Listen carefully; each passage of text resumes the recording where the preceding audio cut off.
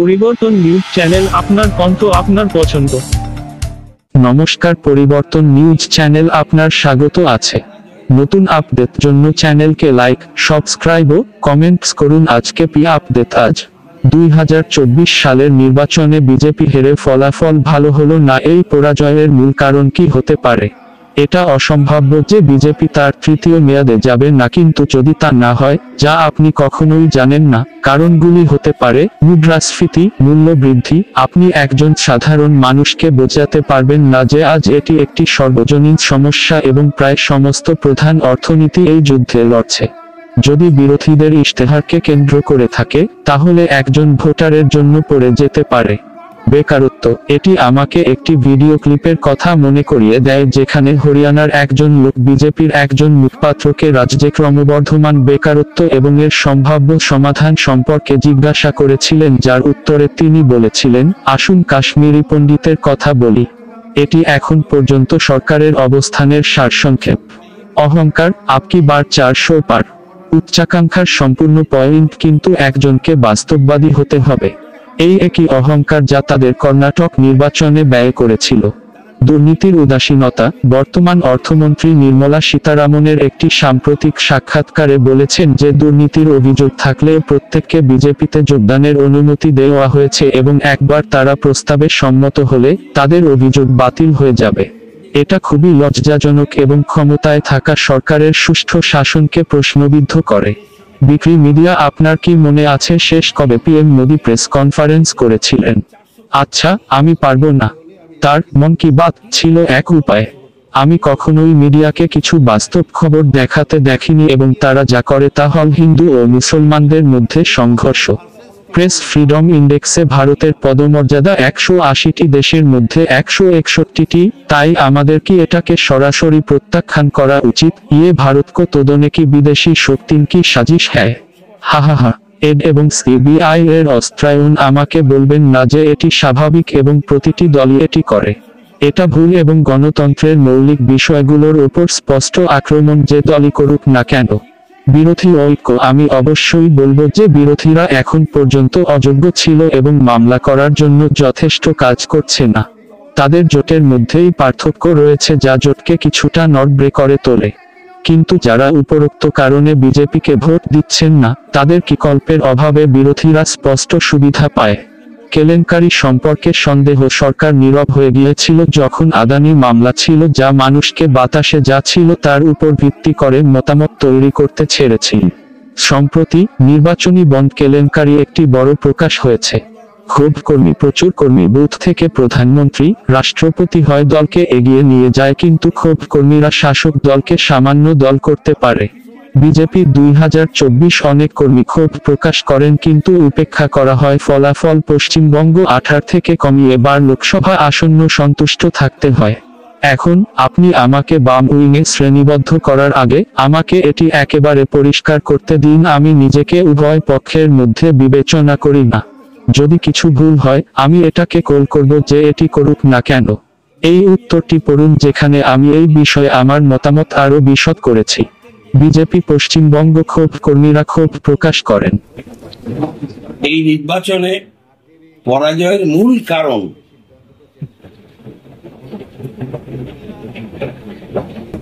দলের ইশতেহারের ভিত্তিতে তার প্রচার যন্ত্রকে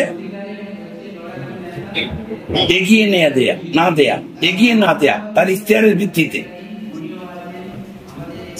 শিল্পের কথা ছিল না, মানুষের সরকার শিল্পের কথা ছিল না, কৃষির কথা ছিল না, শিক্ষার কথা ছিল না। আচ্ছা, যুব ছাত্রদের ভবিষ্যতের কথা ছিল না। যুব ছাত্র মহিলা, রাজ্যে এখন যুব ছাত্র মহিলাদের ভোট হচ্ছে খুব কম করে 60% বেশি। এবং মূল কথা হচ্ছে সংগঠক এবং সংগঠন।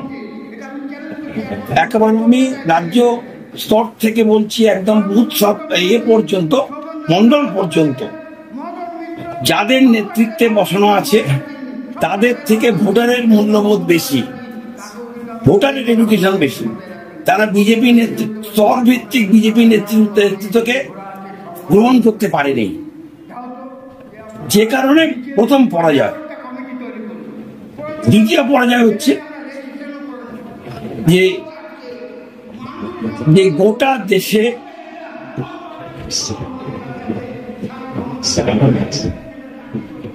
দল মনে করছে যে হিন্দুত্ব ভোটে আমি সারা দেশে 400 পার করব, কিন্তু একটা বড় অংশ মুসলিম সম্প্রদায়, 35% মুসলিম সম্প্রদায় অল ওভার দ্য ইন্ডিয়া, তারও বেশি হবে। যদি সেই অংশটার বিরুদ্ধে পার্টি থাকে, কখনো রাজ্য সরকারে কেন আগামী দিনের লোকসভার সিটও আগামী লোকসভাতেও তারা আর ক্ষমতা আসতে পারবে না, কারণ সারা দেশে মুসলিম ভোট হয়ে গেছে 65%-এর বেশি, 35%-এর বেশি। আমাদের রাজ্যে 40%-এর বেশি এক্স্যাক্টলি মুসলিম ভোট, কিন্তু আদমশুমারি রিপোর্টে বা জনগণনায় কখনো শাসক দল মুসলিম ভোট সংখ্যাটা সত্যি করে বলতে চায় না, কোন দলই, যে মুসলিম ভোট সংখ্যা কত। তা টোটাল মুসলিম ভোট পেয়েছে তৃণমূল কংগ্রেস, টোটাল মুসলিম ভোট পেয়েছে গোটা ভারতবর্ষে ইন্ডিয়া জোট, কিন্তু হিন্দু জোটেরও ভোট বিজেপি পায়নি। তাহলে তারা নিরঙ্কুশ সংখ্যাগরিষ্ঠতা যেতে পারল না কেন? তারা গত লোকসভাতে 2019-এর লোকসভাতে তারা 363 সিট ছিল গঠবন্ধন নিয়ে, পরবর্তী সময় দাঁড়ায় 303টা লোকসভা। আজকে তাদের সংখ্যা 235। চন্দ্রবাবু নাইডু আর নীতিশ কুমারের দল বদলু আর দল পাল্টু নিয়ে বিজেপি গভর্নমেন্ট করাটা বিজেপির পক্ষে খুব অসম্মানজনক, কারণ নেতৃত্ব বড্ড RSS এর বড়াই করে। সুতরাং এটা যথেষ্ট লজ্জাকর। যদি সত্যিকারের ডেমোক্রেটিক লড়াই বিজেপি এবং মোদিজি তাই চাইতেন, তাহলে আবার ভোটে যেতে পারতেন যে আমি এক্স্যাক্টলি মানুষের সমর্থন নেব, এক্স্যাক্টলি মানুষের আমি ম্যান্ডেট নেব। ম্যান্ডেট গেছে বিজেপির বিরুদ্ধে, ম্যান্ডেট গেছে রাহুল গান্ধীর পক্ষে। সংবাদ মাধ্যম বলছিল কংগ্রেস তার গঠবন্ধন নিয়ে 70টা পাবে না, সব সংবাদ মাধ্যম বলেছিল, কিন্তু তারা 235 ঠেকিয়ে দিল, বিজেপি 242। গঠবন্ধন যেগুলো আছে সেগুলো ধার করা দিয়ে বেশি দিন চলে না। আর পরিষ্কার করতে হবে, বিজেপি তৃণমূলের পক্ষে, কেন্দ্রীয় বিজেপি তৃণমূলের পক্ষে না কেন্দ্রীয় বিজেপি বিজেপির পক্ষে, এবং অ্যাকচুয়াল বিকল্পর পক্ষে কিনা, বিকল্প সরকার করবে মানুষ তার পক্ষে কিনা আগে পরিষ্কার করতে হবে। মোদি মমতার পক্ষে আর নাকি মোদিজি বিজেপির পক্ষে? হতে পারে তিনি বিজেপির সর্বময় কর্তা, সরকারের সর্বময় কর্তা, আগে পরিষ্কার করতে হবে। শিক্ষিত মানুষ সারা দেশে বিজেপিকে বর্জন করেছে, আগামী দিন বাংলায় নিশ্চিহ্ন হয়ে যাবে যদি দলের মধ্যে নেতৃত্ব শিক্ষিত RSS এর নকল নাম দিয়ে মিথ্যে কথা বলে বিভিন্ন দল থেকে বিভিন্ন দলের লাটঘরদের তুলে এনে, যাদের কখনো আর মমতা গ্রহণ করবে না, সেই লাটঘর তৃণমূলীদের এনে টাকার বিনিময়ে সভাপতি করা হবে, তাদের টাকার ঘুষের বিনিময়ে লোকসভা বিধানসভার টিকিট দেওয়া হবে, আবার জেলা সভাপতি করা হবে টাকার বিনিময়, এবং জেলা সভাপতিরা টাকার বিনিময়ে জেলার বিভিন্ন পদাধিকারী দেবে, বা জেলা পরিষদ পঞ্চায়েতের বা ব্লকের টিকিট, এই মিউনিসিপ্যালিটির টিকিট দেবে টাকার বিনিময়ে।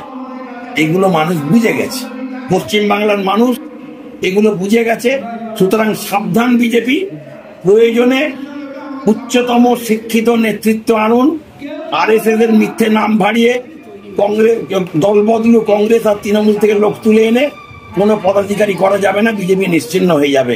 সাবধান হোক বিজেপি। আমার নাম চন্দাগিরি। কোথায় আছেন? কোন আমি হচ্ছে বেহালা, পশ্চিম ওয়েস্টবেঙ্গল। হ্যাঁ, বিজেপি সমর্থন সমস্ত লোকজনই ছিল, প্রচুর পরিবর্তন। যে আমরা আশা করেছিলাম যে একদম বিজেপি সমস্ত কিছু পাবে, কিন্তু কেন হলো না? তার কারণ হচ্ছে আমাদের বিজেপি সংগঠন, যেটা সত্যিকারের সংগঠন সংগঠিত, সেটা দুর্বল, সেটাই খুবই দুর্বল। কেননা আমাদের সত্যিকারে বলতে গেলে যে আমাদের যে বাড়ি বাড়ি যে স্লিপ দেওয়া সেটা পর্যন্ত হয়নি। যদি সত্যি বলতে হয় কথাগুলো, হয়নি। বাড়ি বাড়ি স্লিপ পর্যন্ত দেয়নি, বুথে লোক বসাতে পারিনি, এবং এমনকি সমস্ত জায়গায় কাউন্টিংয়েও লোক দেয়নি। কাউন্টিং এ যদি বা 2-1 দিয়েছে, তারা পুরো সময় থাকেনি তারা। এই যে কারণগুলো হচ্ছে, কারণগুলোর জন্য বিজেপি অনেক, কিন্তু বিজেপি কিন্তু আসার খুবই প্রয়োজন, মানে প্রতিটি লোক সাপোর্ট করেছিল। আমরা যখন মিটিং মিছিলে যেতাম একদম দুহাত তুলে বিজেপিকে, দিদি আমরা আছি, দিদি আমরা আছি। কিন্তু কেন হলো না? কারণ হচ্ছে আমাদের নিজেদেরকে চিন্তা ভাবনা করতে হবে যে কেন হলো না। উচ্চ নেতৃত্বদেরও চিন্তা করতে হবে যে বুথের থেকে আগে দেখতে হবে বুথ থেকে কি হচ্ছে, কোথায় গন্ডগোল, কোথায় কি হচ্ছে দেখতে হবে। তাদের বুঝতে হবে তারা দিল্লি থেকে আসলো, এসে মিটিং করলো, বেরিয়ে গেল, আসলটা কিছুই জানতে পারলো না, কিছুই তারা জানতে পারলো না। তারা জেলাকে জিজ্ঞেস করছে, তারা মন্ডলকে জিজ্ঞেস করছে, তারা রাজ্যকে জিজ্ঞেস করছে, কিন্তু যারা বুথের লোক, বুথ কর্মী, যারা বুথ থেকে যারা উঠছে তাদের কিন্তু জিজ্ঞেস করছে না, তাদের সঙ্গে তারা বসছে না। তাই তারা আসল কথাটা কিছুই জানতে পারছে না। যেটা জানছে সম্পূর্ণ ভুল জানছে।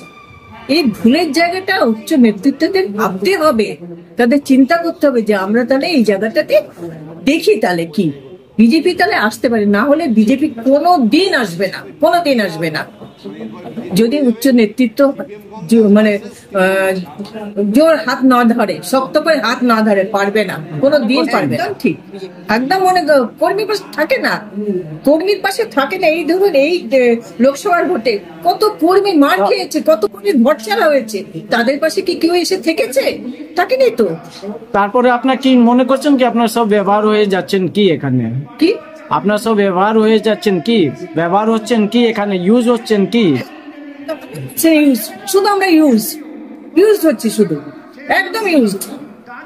আমি জোরহাতে উচ্চ নেতৃত্বকে বলবো যে আপনারা দেখুন, প্লিজ দেখুন, আপনারা বিজেপি আনতে গেলে, আমরা কিন্তু বিজেপিকে ভীষণ ভালোবাসি, বিজেপিকে আনতে গেলে আপনারা দেখুন, তলা পর্যন্ত, বুথ লেভেল পর্যন্ত এসে দেখুন, আমাদের সঙ্গে বৈঠক করুন, আমাদের কোনো র্যালি করবেন, কি করবেন দৃষ্টি আকর্ষণের জন্য?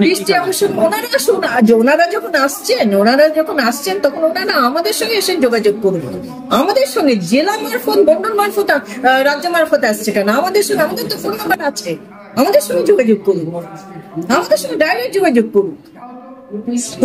ওদের ধরে তো আসার দরকার নেই, তাহলে আপনারা সব জানতে পারবেন।